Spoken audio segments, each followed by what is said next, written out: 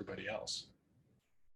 So what we want to do, now that we have so much collaboration necessary and there's so much possibility for distraction and interruption because of this complexity and the size of organizations now, and the fact that we're all distributed so much, we have to be working with folks in different time zones, and all this is, we need structures and flow that enable a personal sense of flow, a personal sense of contribution without waste and delay and friction. So what we're going to get out of that is this sense of joy. And that's extremely important these days because we have this great resignation happening where everyone is starting to realize, well, I don't really like my job all that much. And there's opportunities for me elsewhere. I can work anywhere in the world. I can easily work remotely. It turns out that companies don't need everybody in the office all the time. So companies are really in a tough spot if they've been saddling their employees with friction and waste and delay and not providing them with a sense of belonging and progress and being a part of something that really matters. So value streams, I think, are extremely important, and flow is extremely important because all of a sudden we're able to understand work in the context of the flow of value to customers. It means everyone's contribution matters. Everyone's contribution is ultimately being delivered to a customer. And I'll talk more about those customers and that contribution and how that flow works. But this is just kind of some of the theory behind this work that I've been doing, and where I see a lot of the value is that we want to move towards these states of collective flow and individual flow, not only for our sakes, not only for our organization's sakes, but our customers. That's how our customers get what they want as quickly as possible and as consistently and sustainably as possible. So that brings me to, what is a value stream?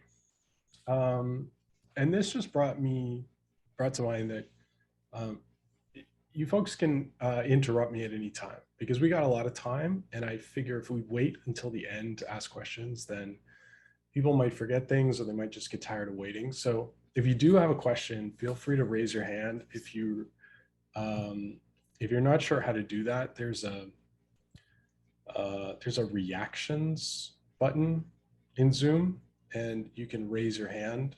But if you also just want to sort of turn your camera on and raise your hand that way, I should be able to see it.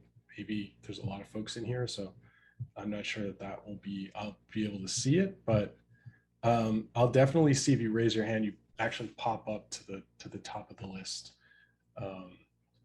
But also, if you have a question, you just toss a question mark in the chat as well, and I'll pause.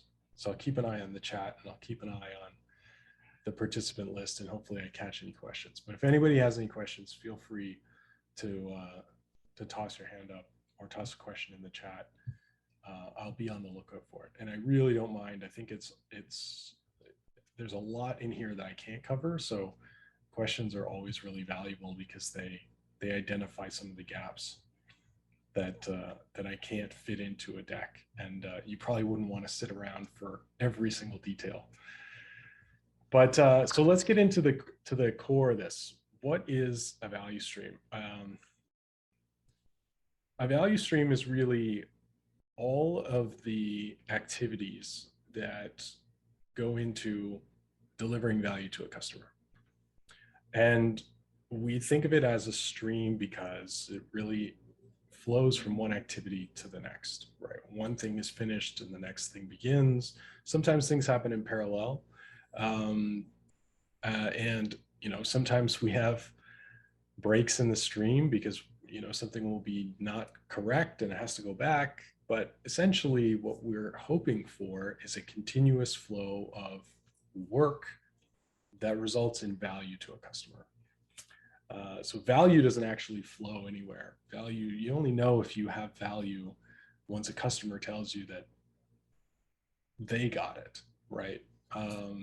You only have value when you have some kind of feedback that says that what you delivered was valuable.